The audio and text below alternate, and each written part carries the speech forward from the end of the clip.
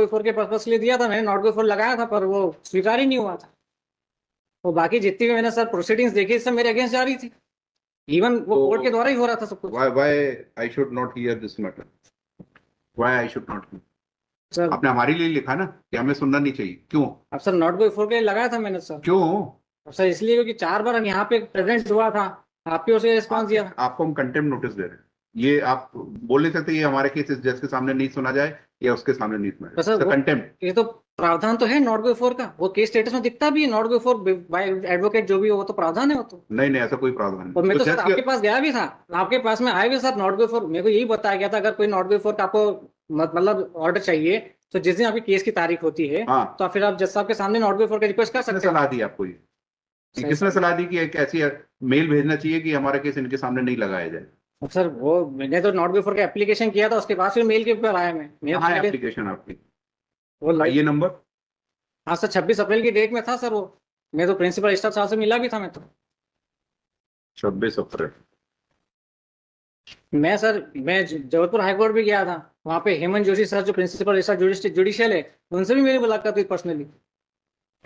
Sir मैं सारे process को फॉलो किए, वो सारे के साथ जितनी भी गतिविधियां थी उसी को मैंने उल्लेख करा। अब उसके बाद भी आप ये अपना पेटिशनर। एप्लीकेशन विड्रॉ कर रहे हैं, नहीं तो फिर then I will have to draw contempt. Sir ये जो मेल आपने भेजा है हाँ सर। इसमें आप हाईकोर्ट जज को सीजीएम लिख रहे हैं। नहीं, what is all this? CGM Abhishek Nagaraj भी उसमें है और जो ट्रायल कोर्ट और सेशन कोर्ट के जजेस का नाम भी है। सर जो मैंने जुडिशियल करप्शन देखा है उसी को तो मैंने उल्लेख करा उसमें। ठीक है, आपको मतलब ये मेल आपका भेजा हुआ है, देन हाँ, एक्सेप्ट हाँ। Notice of contempt. सर अगर इसमें नॉट गो फोर आ जाए तो ठीक है सर, अगर नॉट गो फोर यहाँ से जारी हो जाता है तो वो भी ठीक है। क्यों? ऐसा सर नहीं होता कि आप चाहेंगे कि हमारे केस इस जज के सामने लगे या उस जज के सामने, ये आपकी इच्छा में नहीं, जो हाईकोर्ट जहां लगाएगा वहां वहां बहस करनी पड़ेगी आपको। तो सर फिर नॉट गो फोर फिर अपन पटिशनर या फिर एडवोकेट का फिर उसमें क्यों क्लॉज लिखा आता है नॉट गो फोर बाय वो एडवोकेट? हमारा इंटरनल रीजन है, it is nothing to do with you. Sir आप देख वो लीजिए। हमारा है, वो जज अगर बोले कि ये केस हमको नहीं सुनना तो वो तो उसमें लिखा था कि नॉट गो बिफोर। हाँ तो you can not claim as a matter of right. Sir मैंने कई बार देखा नॉट गो फोर तो एडवोकेट्स इसलिए आपको बोला गया था कि वकील लगाइए, क्योंकि आपको हाईकोर्ट का प्रोसीजर नहीं पता है, इसलिए आपको जज साहब ने सलाह दी थी कि आप वकील लगाइए। तो सर मैंने तो तो सारे ये सब जो अननेसरी जो मेल भेज रहे हैं ना आप, this is contemptuous. Sir contemptuous तो सर मैंने उससे सारी गतिविधियां लिखी है, कितना लंबा मैं जुडिशियल करप्शन देख रहा हूँ। Then accept notice if you are still pressing your email. तो सर एक काम करिए आप फिर पिटीशन पे डिसमिस कर दीजिए, फिर वो मेल का जो भी होगा फिर उसके बाद फिर जैसी भी हो वो फिर खत्म हो जाएगा, फिर आपके ऊपर है सर। हम तो सर एक लीगल रिक्वायरमेंट के लिए आए हैं सर, एक आप पिटीशनर। मेरिट पे बहस करिए, ये सब मेल क्यों भेजते हैं? तो सर मैं मेरिट में हमेशा बहस ही करता हूँ मैं तो सारे के सारे सर 250-300 पन्ने तो मैंने तो लगा के रखे, 23 साइटेशंस मैंने लगाए सर सुप्रीम कोर्ट के जज, हाई कोर्ट्स के सारे मेरे मेरे मेरिट पास पे ये चढ़ रहा मैटर हूँ। पहली बार आया है, इसके पहले मेरे यहाँ कभी नहीं लगाई। नहीं सर 4 बार लग चुका है, 1 फरवरी, 5 अप्रैल, 10 मई, मेरे को तारीख तक याद है, सब चीज मैंने लिखा है सर। ऑर्डर शीट में देख के बता दीजिए, हाँ उसमें बता दिन को आपके दिखा लगा दीजिए ऑर्डर कितनी बार हमारे यहाँ लगा है। 4 बार लग चुका है सर आपके। और फिर मई के बाद समर वेकेशन के बाद पीसी गुप्ता सर के यहाँ लगा और फिर उसके बाद फिर वापस आपके पास आ गई। 4 बार आपके लग चुका है, मेरे को तारीख भी याद। आप मेल अपनी प्रेस कर रहे हैं तो then I will issue notice, otherwise sir एक मेरिट पे बहस करिए। मैं तो मेरिट पे बहस करना चाहता हूँ ना सर। तो वो पहले आप तारीख का उसको स्टेटमेंट दीजिए कि you want to withdraw that. तो अच्छा मेल को विड्रॉ करने का। हाँ, ठीक है सर मैं स्टेटमेंट दे देता हूँ, मैं मेल को विड्रॉ कर रहा हूँ। लिखना submit that he send a mail which he press for withdrawal and argue on merit. हाँ सर 2 MCRC है, 21745, 21746। आप लोग सब पार्टी रिप्रेजेंटेड हैं?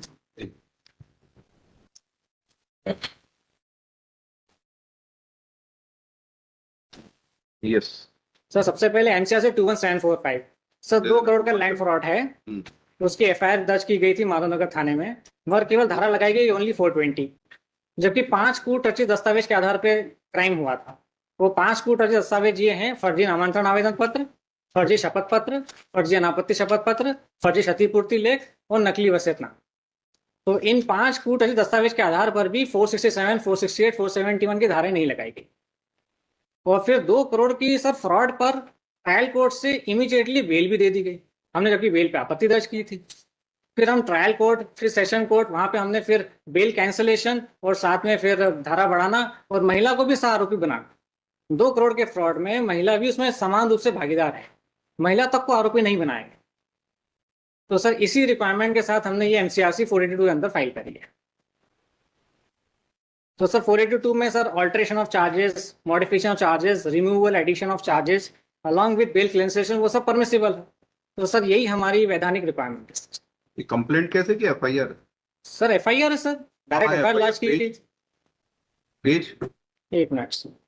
But on 30/6/2023 they have filed a list of documents. उसके साथ चार्जशीट की कॉपी पेश की। पेज 16 ऑफ द हमको डॉक्यूमेंट सप्लाई नहीं किया। हाँ? डॉक्यूमेंट हमको कोई सप्लाई नहीं किया, हमको केवल we have the copy of charge sheet. We will argue from केवल पिटीशन का नोटिस हुआ। we have the copy of charge sheet. We can argue from that. Sir chargesheet के लिए सर रिकॉर्ड्स के लिए कॉलिंग हुआ था पिछले साल ही सत्येंद्र सिंह सर के समय, और मेरे सामने ही ये पुलिस थाने से रिकॉर्ड्स हाई कोर्ट में आए थे। फिर वो रिकॉर्ड्स मिस हो गए तो मैंने फिर दोबारा चार्जशीट को प्रस्तुत किया लिस्ट ऑफ डॉक्यूमेंट के साथ जून के महीने में, 30 जून को।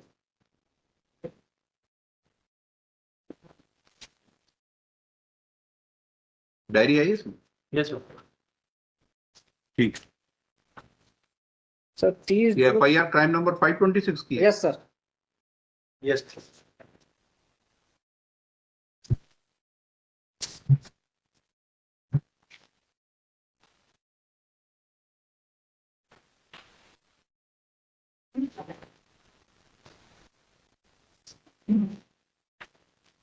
पढ़िए इसको, FIR पढ़िए। Yes sir. पूरा पढ़ना पड़ेगा हाँ सब हाँ। कंप्लीट।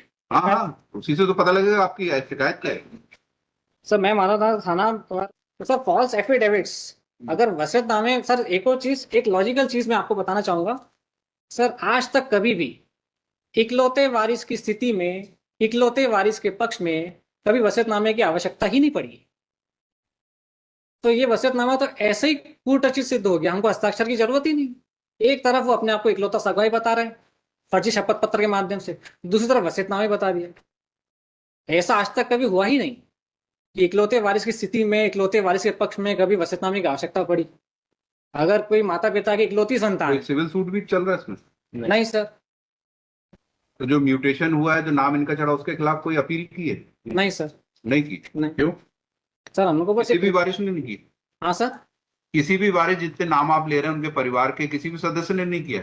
नहीं किया सर। केवल आप ही को आपत्ति है बस? हाँ सर, उनको जानकारी भी नहीं थी, और जब हो गई होगी जानकारी, इतना सब आपने हाँ तो वो पेपर में सब उनके साथ छपाया। मिले हुए ना सर, अब सब इकट्ठे मिले हो हुए? गए। अच्छा हाँ सब, तभी तो मैंने अकेले ने एफआईआर कराई है सर। अच्छा। और बाकी ये बाकी लोग कौन है? सुभाष, शैलेंद्र, योगेंद्र? सर ये भी इनके भाई है, सगे भाई है। और सर इनको क्या मिला इसमें? इनको सर अब मैं आपको बताऊं, ये इन्होंने ही मिल करके मेरे पे जानलेवा हमला किया ताकि इसके ऊपर एफआईआर ना हो। ये सब मिले हुए इनके साथ ही, तभी तो जानलेवा हमला भी हो चुका है मेरे पर, इसी एफआईआर को रोकने के लिए, आजीवन कारावास के एफआईआर को रोकने के लिए जानलेवा हमला करने के कारण सर ये 307 क्लॉज 2 वाला मामला बन गया, डेथ पनिशमेंट वाला 307। तो सर ये मामला मैटर है सर, सब लोग मिल गए ना, तभी तो मेरे पे जानलेवा हमला भी हो चुका है। इसलिए सर दोनों हमने एनसीआरसी को कनेक्ट कर दिया, क्योंकि आवेदक भी एक है, अपराधी भी एक है, और थाना भी एक है। ठीक। तो सर हम बस ये तो ये चाहते जो टोडरमल, ये आपके चाचा जी थे? हाँ स्वर्गीय चाचा तो दोनों उनके कोई बच्चे और शादी नहीं की थी उन्होंने? नहीं नहीं राहुल नहीं चाचा, और ये शैलेंद्र आपका भाई है? नहीं उनका भाई है, किनका? मृतक जो चाचा है उनके भाई है। चाचा इनका लड़का। वो भी आपके चाचा ही हुए मतलब? हाँ वही मेरे चाचा ही हुए। ये भी टोटल के भाई के लड़के हैं, हाँ राजेंद्र के लड़के। हाँ, समझ गया। ठीक है, वो भाई है इनके, 64 साल के। हम्म। हम्म। तो सर 4 कागज के आधार पे इनके टोटल बन के कुल कितने भाई हैं? 5 भाई है सर, और 5 जीवित एक ही घर में रहते हैं सर। अच्छा। तो इन्होंने विल की कॉपी कहाँ है? विल की कॉपी लगी है सर, लगाई आपने? ये चार्जशीट में लगी है सर, बता रहा हूँ पेज नंबर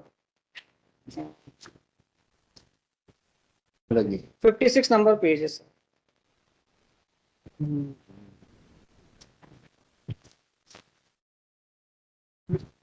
सर वसीयतनामा नकली होने के नाते मैंने कुल मिला के 19 कारणों वाला भी एक दस्तावेज संलग्न किया है सर। ये रजिस्टर्ड है, नोटराइज? नोटराइज है सर।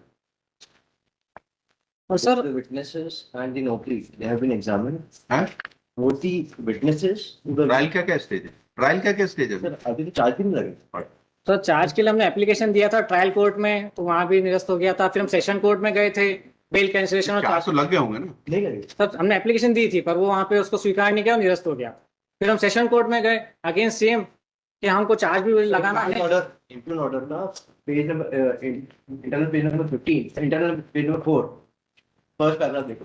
हाँ, ये तो अभी इसमें लिखा आरोप तर्क हेतु, तो अभी आरोप लगेगा। सर पर वहां पे हमने एप्लीकेशन दे दी थी, उसको भी हमने लगा के रखा है ना सर। इसलिए कोर्ट आपको कह रहा था कि आप वकील लगाइए, आपको प्रोसीजर ही नहीं समझ में आता कि क्या होता है कोर्ट। आपने एलएलबी की है, सर 4822 में inherent powers of securing the end of justice में किसी जो प्रकार मजिस्ट्रेट का काम है वो हाई कोर्ट करे यहाँ चार्ज लगाने का। सर 482 में तो प्रावधान है सर, इनहेरेंट पावर्स ऑफ और securing the end of justice. और सर मेरे पास सुप्रीम कोर्ट के जजमेंट्स हैं जिसमें 482 में alteration of charges as well as cancellation of पहले चार्ज लगाने तो दीजिए, आप ये सब बहस पहले वहां करिए। सर यहाँ पे सर ऑलरेडी है मेरे पास ये। वेस्टेड इनफ टाइम ऑफ नहीं सर ऑलरेडी मेरा टाइम वेस्ट हो गया सर 2 साल।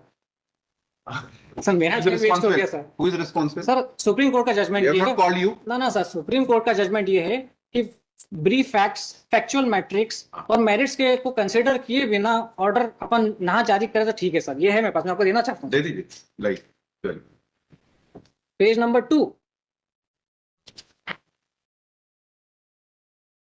और पैरा नंबर 10। तो सर सुप्रीम कोर्ट का जजमेंट ही है, तो फैक्चुअल मैट्रिक्स, ब्रीफ फैक्ट्स और मेरिट्स को तो कंसीडर करना पड़ेगा सर, जो भी केस जिस भी कोर्ट में प्रेजेंट होता है।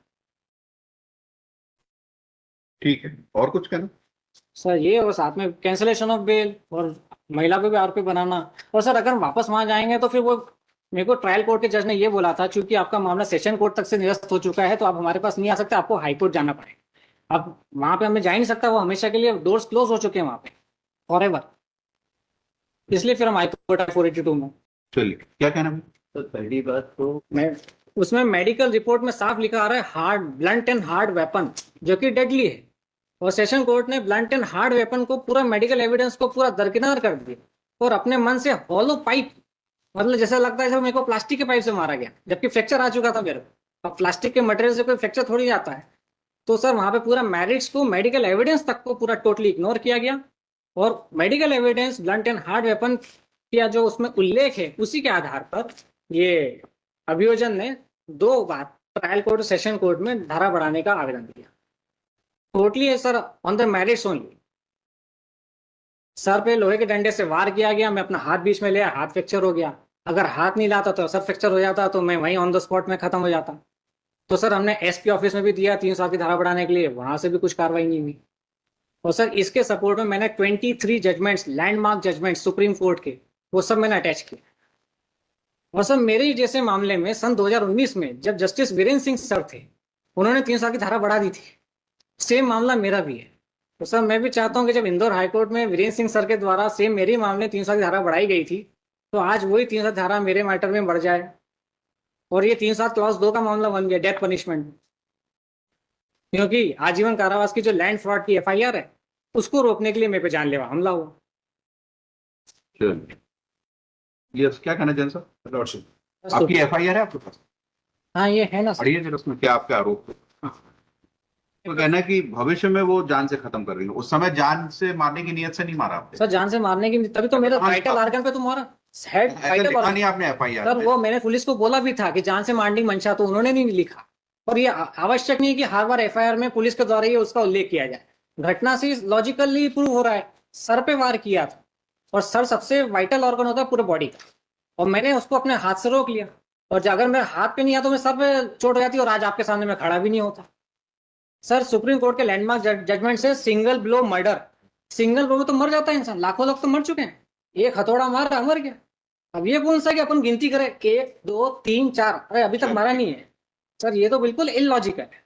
और इलॉजिकली सर, और सबसे बड़ी बात है मेडिकल एविडेंस को कोई भी दरकिनार कैसे कर सकते, जबकि हार्ड एंड ब्लंट वेपन का उल्लेख हो। Blunt and hard is a deadly weapon. तो डेडली वेपन से मेरे पे वार हुआ, वही पुलिस के सामने। ठीक है। कितना साहस है सर कि पुलिस के सामने मेरे पे जानलेवा हमला हुआ है। पुलिस कांस्टेबल के बयान? हाँ कांस्टेबल के बयान में, मतलब सब चार्जशीट। क्या नाम है कांस्टेबल का? राजेंद्र नाम है, कांस्टेबल राजेंद्र, सरनेम याद इसकी नहीं। डायरी दे देना, इसकी भी डायरी दे देना। ठीक है, विल कंसीडर नेक्स्ट। 19 पावर